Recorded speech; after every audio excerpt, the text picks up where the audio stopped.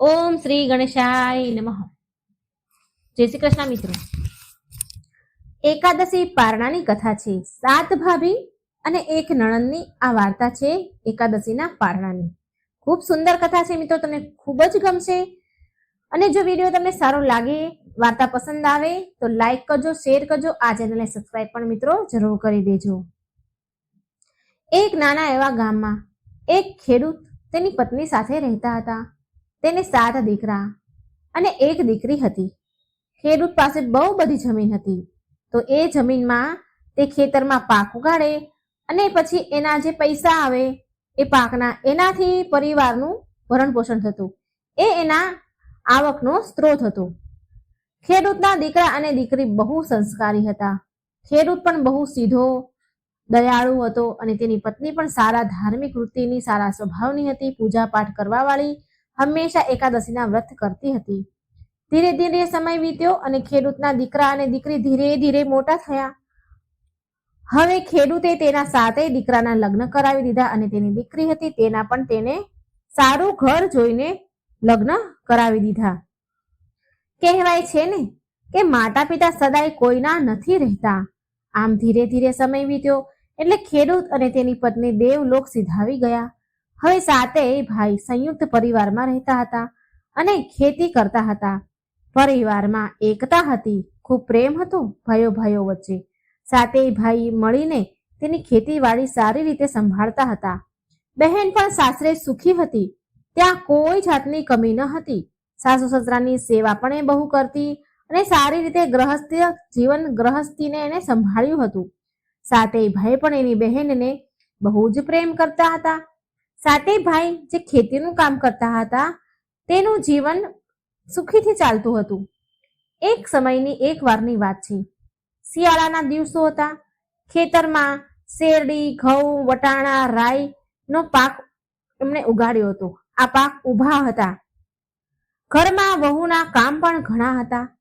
પાક જે ખેતરમાં તૈયાર થઈને ઉગ્યો હતો, ઊભો હતો, તેનું ધ્યાન 24 કલાક રાખવું પડતું હતું, જેથી કોઈ જાનવર એ પાકને નષ્ટ ન કરી જાય. 7 ભાભીઓએ મળીને વિચાર્યું કે આપણે બહેનને થોડા દિવસ પિયરમાં લઈ આવીએ. એ અહીં રહેશે અને આપણું કામ પણ થઈ જશે. એ થોડા દિવસ એના પિયરમાં પણ રહી જશે અને આપણને પણ મદદ મળશે. આપણે ખેતીવાડીનું કામ પણ કરી લઈશું. આ વાત 7 ભાઈઓને સાચી લાગી. 7 ભાઈએ વિચાર્યું કે ઠીક છે, બહેનને બોલાવી લઈએ. બહેનનું નામ તુલસી હતું. બહેન તો સાક્ષાત અન્નપૂર્ણા હતી. 7 ભાઈની બહેન તુલસી બહુ જ ધાર્મિક હતી, કેમ કે તુલસી અને 7 ભાઈની માતા હંમેશા તુલસીનું પૂજન કરતી હતી. એ 7 ભાઈની જે માતા હતી, ખેડૂત હતા, એ હંમેશા એકાદશીના વ્રત પણ કરતા અને તુલસીજીનું પૂજન પણ કરતા. અને 7 દીકરા થયા બાદ એની માતાને એવી ઈચ્છા હતી કે ભગવાન મને એક પુત્રી આપે. જ્યારે 7 દીકરા થયા પછી એની માતાને એક દીકરી પણ ભગવાને દીધી. એને એક દીકરી થઈ, જેનું નામ એમણે તુલસી રાખ્યું. તુલસી માની એકાદશીનું વ્રત પણ કરતી હતી. એ તુલસી અને એની માતા, તુલસી મોટી થઈ એટલે એ પણ એકાદશીનું વ્રત કરતી હતી. તુલસીની માતા ભગવાનમાં બહુ માનતી, ભગવાનની પૂજા કરે, તુલસીને જળ અર્પણ કરે, દીવો કરે, આ બધું જ તુલસી જોવે. એટલે બહુ પ્રેમથી એની માતાએ આનું નામ તુલસી રાખ્યું હતું. તુલસી પણ બહુ સંસ્કારી હતી. બધાએ નિર્ણય કર્યો ભાઈઓએ ભેગા થઈને, અને પછી તુલસીને સાસરેથી 7 ભાઈ લઈ આવ્યા. હવે તુલસી પિયરમાં આવી ગઈ હતી. એ એકાદશીનો ઉપવાસ કરે છે. જ્યારે બહેન પિયર આવી તો બધાને ખબર પડી કે તેની બહેન ગર્ભવતી છે. તેને 5મો મહિનો ચાલી રહ્યો હતો. પિયર આવતા જ તુલસીએ ઘરનું રસોડું, કામકાજ સંભાળી લીધું. એ ઘરના બધા જ કામ કરવા લાગી. હવે 7 ભાભીઓ વારાફરથી ખેતરનું રખેવાળું કરવા જતા હતા.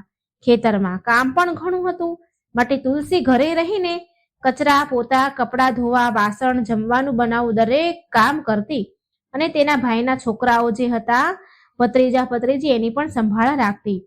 આમ ધીરે ધીરે દિવસ વીતા લાગ્યા. હવે પિયર આવ્યા બાદ જ્યારે એકાદશીની તિથિ આવી તો તુલસી એકાદશીનો ઉપવાસ રાખ્યો, પૂજા કરી અને બીજા દિવસે વ્રતના પારણા કરવા માટે કહે છે કે ભાભી, મારે મંદિરમાં પૂજા પાઠ કરવા માટે જવું છે. ત્યાં જઈને હું તુલસીમાની કથા અને એકાદશીની કથા સાંભળીશ, વ્રતના પારણા કરીશ અને બ્રાહ્મણને કંઈક દાન આપીશ, જેથી સીધું આપીને એકાદશીના પારણા હું કરી શકું.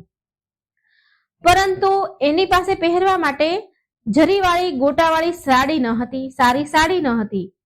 એટલે તુલસી ખુશી ખુશી એની મોટી ભાભી પાસે ગઈ અને બોલી, ભાભી, હું મંદિર જાઉં છું, મારી પાસે ગોટા જરીવાળી સાડી નથી, મારે વ્રતના પારણા કરવા મંદિરે જવું છે, મારી પાસે સારી સાડી નથી અને બ્રાહ્મણને સીધું પણ આપવું છે, એકાદશીની કથા પણ સાંભળવાની છે, માટે મને તમારી સાડી આપો ને, સારી જરીવાળી ગોટાવાળી સાડી હોય તો મને આપો ને.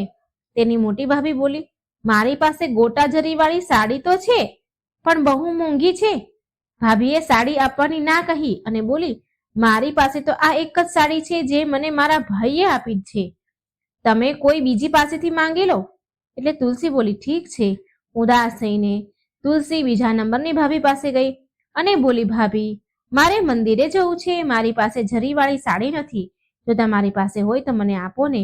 પણ બીજા નંબરની ભાભી મોટા ઘરની દીકરી હતી, એટલે થોડી ઘમંડી હતી.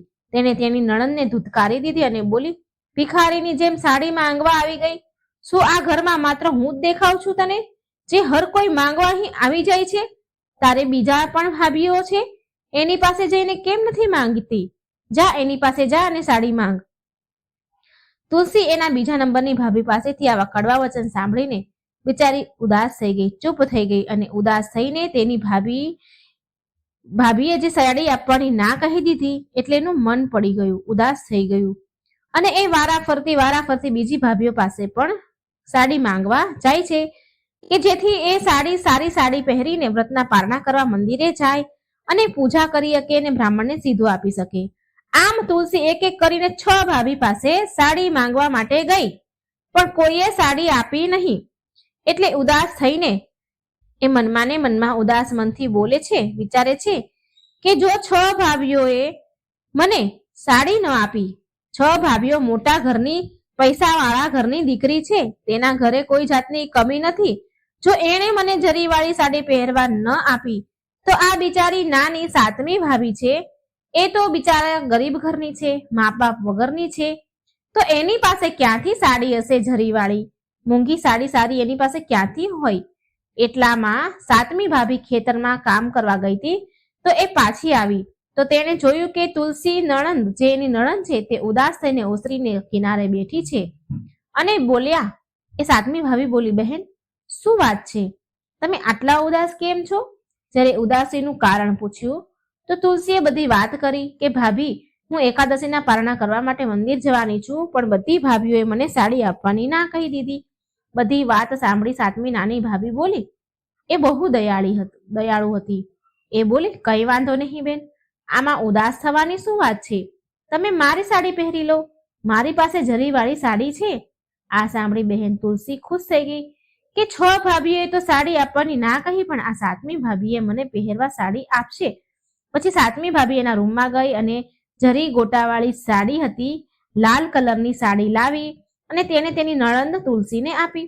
બોલી, બહેન, લ્યો, આ સાડી પહેરીને તમે મંદિરે પૂજા કરી લેજો, જઈ આવો મંદિરે. સાડી પહેરવાથી કઈ ઘસાઈ થોડી જવાની છે. બહેન, દીકરીને જેટલું દેવામાં આવે એટલું પુણ્ય તો ભગવાન બમણું કરીને આપે છે, ડબલ થઈને પાછું મળે છે. એ ક્યારેય વ્યર્થ નથી જતું. બહેન, તમે ઉદાસ ન થાવ, ખુશી ખુશીથી આ સાડી પહેરી લો અને તમે પૂજા પાઠ કરી આવો, મંદિરે પારણા કરી આવો. હવે તુલસીએ તેની ભાભી પાસેથી સાડી લીધી અને પહેરી લીધી. જરીવાળી સાડી પહેરીને તુલસીએ પૂજાની થાળી તૈયાર કરી અને મંદિરે પૂજા કરવા માટે ચાલી નીકળી. પૂજા કર્યા બાદ તેણે એકાદશીના પારણાની કથા બ્રાહ્મણી પાસેથી સાંભળી અને પછી તુલસી બ્રાહ્મણીને બોલી કે મેં એકાદશીનું વ્રત રાખ્યું હતું કાલે, એટલે હું તમને સીધું આપવા આવી છું, હું મારા પિયર આવી છું. બ્રાહ્મણીએ કથા સંભળાવી, એકાદશીનું સીધું લઈ લીધું. હવે તુલસી મંદિરેથી પ્રસાદ લઈને એના ઘરે આવી અને સાડી બદલી અને તે સાડી સારી રીતે સકેલી, ઘડી કરી અને નાની ભાભી જે ત્યારે ઘરે નથી એટલે નાની ભાભીના રૂમમાં જઈને તિજોરીમાં જઈને એને સાડી મૂકી દીધી. પછી તેને સાંજનું જમવાનું બનાવ્યું બધા જ માટે અને પછી એને પણ પોતાનું જમવાનું બનાવ્યું, વાસણ સાફ કર્યા, બધું જ કામ કર્યું અને પછી પોતાના માટે શુદ્ધ શાકાહારી ભોજન બનાવ્યું, કેમ કે એકાદશીના પારણા કરવાના હતા. પછી બધા જે હળી મળીને સાથે ભોજન કર્યું, જમીને રાતના સમયે બધા સૂઈ ગયા પોતપોતાના રૂમમાં જઈને. બીજા દિવસે જ્યારે સવાર થઈ તો સાતમી ભાભી સૂઈને ઉઠી તો એની આંખો ખુલી તો તેણે રૂમમાં જોયું કે રૂમમાં બહુ પ્રકાશ પડી રહ્યો છે, ઝગમગી રહ્યો છે. તેને તિજોરી ખોલીને જોયું તો તેણે જોયું કે સાડી તુલસીને જે પહેરવા આપી હતી જરી ગોટાવાળી, એ સાડી હીરા મોતીથી ઝગમગી રહી છે. તેનાથી રૂમમાં ચારેય બાજુ પ્રકાશ ફેલાઈ રહ્યો છે. નાની ભાભી આ જોઈને હેરાન થઈ ગઈ કે આ સાડીમાં તો સાચા હીરા મોતીની સેરો ઝગમગી રહી છે. એને તો ખૂબ આશ્ચર્ય થયું, એનું ઠેકાણું ન રહ્યું. ખુશ થઈ તેણે બધાને બૂમ પાડી અને બોલાવ્યા કે જુઓ, મારી સાડીમાં હીરા મોતી ચમકી રહ્યા છે. અને બધાને સાડી બતાવી અને બોલી કે આ સાડી મેં બહેન તુલસીને મંદિરમાં પૂજા કરવા માટે પહેરવા આપી હતી. જો આ મારી સાડી તો સાચા હીરા મોતીથી ઝગમગી રહી છે. એટલામાં મંદિરની બ્રાહ્મણી પણ જેણે કથા સંભળાવી હતી તુલસીને, એ બ્રાહ્મણી પણ ત્યાં આવી. તો બધાની વાત સાંભળી અને બ્રાહ્મણી બોલી, બહેન દીકરીને આપેલ 1 રૂપિયો પણ ક્યારેય ખોટો નથી જતો. 1 રૂપિયો પણ આપેલો કેટલાય ગણો થઈને તમને પાછો મળે છે. એમને આપેલું ક્યારેય વ્યર્થ નથી જતું. એ ખૂબ જ પ્રગતિ કરે છે એ વ્યક્તિ. જે ઘરમાં બહેન દીકરીનું માન સન્માન થાય છે ત્યાં ભગવાન રાજી રહે છે. આ બધું જ્યારે 6 મોટી ભાભીઓ સાંભળે છે તો એના મનમાં ને મનમાં એમને ખૂબ પછતાવો થાય છે. નાની દેરાણીના ઘરમાં ધનના ભંડાર લાગ્યા. આમ તેને પોતાની કરણી ઉપર પસ્તાવો થવા લાગ્યો 6 મોટી વહુને. હવે ધીરે ધીરે સમય વીત્યો અને આમ બહેનના પ્રસ્તુતિનો સમય પણ આવી ગયો અને પિયરમાં હતી બહેન એટલે પ્રસ્તુતિ પણ પિયરમાં જ થઈ. તુલસીએ એક સુંદર પુત્રને જન્મ આપ્યો. બધી 7 ભાભીઓ બહેનની ખૂબ સેવા કરે છે. ગુંદના લાડુ, કાજુ બદામ, હલવા, શીરા બનાવીને નણંદને સુવાવડમાં ખવડાવે છે. સારી રીતે એની સુવાવડ કરે છે અને બધી જ રીતની સેવા કરે છે. તેલની માલિશ, ઘીની માલિશ, બાળકની માલિશ પણ કરે છે. અને આમ 7 ભાભીઓ નણંદની સેવામાં લાગી જાય છે. શુભ સમયે બાળકનું નામકરણ કરવામાં આવ્યું. બાળકની છઠ્ઠી કરી અને પછી 1.25 મહિના બાદ બહેનના સાસરેથી જવા માટે બોલાવો આવ્યો. સમાચાર આવ્યા જવા માટેના. હવે તુલસીને સાસરે મોકલવામાં આવે. હવે તેના 7 ભાઈનો ખેતરનો પાક ઘરે આવી ગયો હતો તૈયાર થઈને. ખૂબ જ પાક થયો હતો. દરેક વર્ષે જે થાય એના કરતા આ વર્ષે બમણો પાક થયો ખેતરમાં. 7 ભાઈ બહુ ખુશ થયા કે તેની બહેન સાક્ષાત અન્નપૂર્ણા છે. એના પગલાથી તેના ઘરમાં આટલો સારો પાક થયો છે. તે 7 ભાઈઓએ નિર્ણય કર્યો કે તે હવે 7 નહીં પણ 8 ભાગ પાડશે. 1 ભાગ તે તેની બહેનને આપશે કેમ કે તેની બહેનનો હક બને છે. 7 ભાઈએ 8 ભાગ પાડ્યા અને 8મા ભાગના જે પૈસા થાય તે તેની બહેન તુલસીને આપી દીધા. બહેન વિદાય થઈ તો તેને ખૂબ જ આપ્યું. પૈસા, કપડા, ઘરેણા બહુ બધું એને આપ્યું. 7મો ભાઈ ખુદ એની બહેન તુલસીને તેના સાસરે મૂકવા ગયો. જે દિવસે જે સમયે 7 ભાઈઓએ તેની બહેનને ખેતરના પાકનો 8મો ભાગ આપવાનો નિર્ણય લીધો હતો એ જ સમયે ભગવાન વિષ્ણુ અને માતા લક્ષ્મીનો સ્થાયી નિવાસ એ 7 ભાઈના ઘરે થઈ ગયો. એના ઘરમાં લક્ષ્મીજીનું આગમન થયું. એના ઘરમાં અન્નધનના ભંડાર ભરાઈ ગયા હતા. મિત્રો, દીકરીઓ કઈ ધનની ભૂખી નથી હોતી, પૈસા વસ્તુની ભૂખી નથી હોતી. જે ઘરમાં દીકરીને આવકાર સન્માન અપાય છે તો શ્રી હરિ બહુ પ્રસન્ન રહે છે. તેનાથી હંમેશા એની કૃપા રહે છે તે વ્યક્તિ પર. એ તો માત્ર માન સન્માન અને ભાવની ભૂખી હોય છે. બેન દીકરીને જે પણ આપો તેનું બમણું કરીને ભગવાન તમને પાછું આપે છે. કામ ધંધામાં પ્રગતિ થાય છે. તેથી જ દીકરીને કોઈ બેન દીકરી હોય એને ઘરે આવે તો તેને ઉચિત આદર સત્કાર કરવો. જે પણ સામર્થ્ય હોય એ ભેટ આપીને વિદાય કરવી. ક્યારેય આપણા આંગણેથી ખાલી હાથે ન જોવી જોઈએ, નિશાસો નાખીને ન જોવી જોઈએ. કારણ કે જેટલા આશીર્વાદ ફળે છે ને એટલો નિશાસો પણ લાગે છે. માટે દીકરી ક્યારેય ખાલી હાથેથી ઘરેથી ન જવી જોઈએ. ફૂલ નહીં તો ફૂલની પાકડી પણ વિદાય કરતી વખતે કંઈક ને કંઈક એને હાથમાં જરૂર આપવું જોઈએ. તેના પર માં લક્ષ્મીની સદાય કૃપા રહે છે. માન સન્માન અને આવકાર આપવો જોઈએ. બોલો ભગવાન વિષ્ણુની જય. જય મા લક્ષ્મી. જય એકાદશી માતા. હે મા લક્ષ્મી, હે શ્રી હરિ વિષ્ણુ, જેમ તમે સાતેય ભાઈના ઘરમાં બિરાજમાન થયા, તુલસી પર કૃપા કરી, એવી જ રીતે આ કથા સાંભળનાર, બોલનાર, વાંચનાર, હોકારો ભરનારના ઘરમાં શ્રી હરિ ભગવાન વિષ્ણુ અને મા લક્ષ્મી સદાય નિવાસ કરજો, સદાય સ્થાયી રૂપે નિવાસ કરજો. જય શ્રી હરિ, જય મા લક્ષ્મી. મિત્રો, આ વાર્તાને શેર કરજો, લાઈક કરજો અને આ ચેનલને સબસ્ક્રાઈબ કરવાનું ભૂલશો નહીં.